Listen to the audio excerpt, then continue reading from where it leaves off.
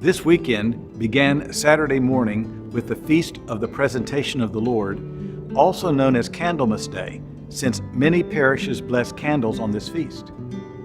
February 2nd was chosen for this feast because the Holy Family's presentation of the baby Jesus in the temple would have occurred 40 days after the birth of Jesus, the day that divine light began to shine in the darkness of a very dark world, hence the blessing of candles.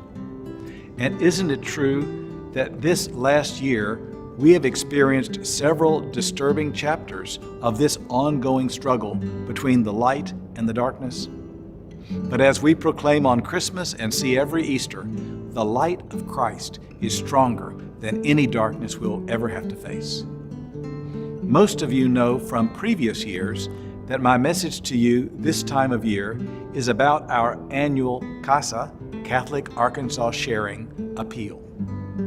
As you know, our diocese and the church at large have been going through a time of darkness this last year, and there are wounds we want to help heal, darkness we want to help lift, wrongs we want to help set right.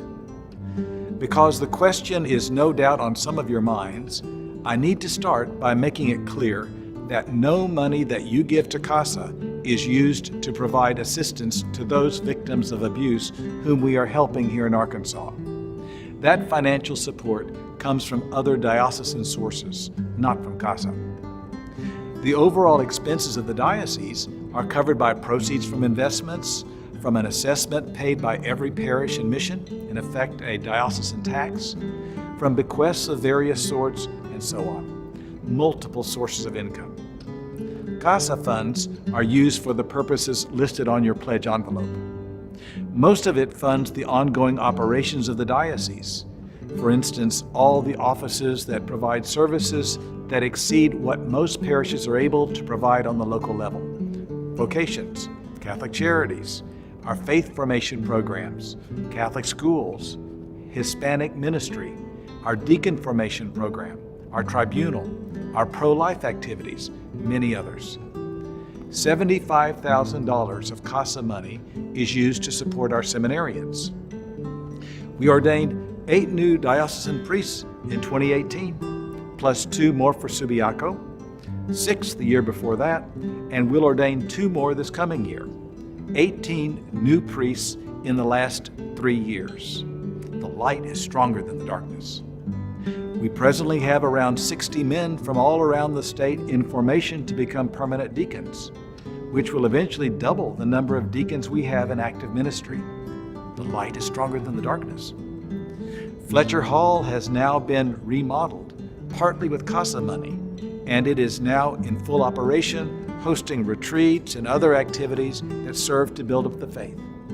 Here also the light is stronger than the darkness, and I could give you more examples. A fuller description of many of the ways your CASA donations are used to build up the church in Arkansas can be found in this week's issue of the Arkansas Catholic. If you're not yet a subscriber, please sign up. Subscription envelopes are being provided to you along with your CASA pledge card to be filled out during this Mass. In our diocese, we ask that you give 1% of your gross income to CASA. For instance, if you earn $50,000 per year, pledge to give $50 per month for the next 10 months, and that's 1%. If everyone participates, many people will benefit for many years to come. Thank you for your generosity in the past, and thanks in advance for an even more generous response this year. This is one way in which you could be a light shining in the darkness here in Arkansas today. Please join me in making this entire year a shared blessing for everyone.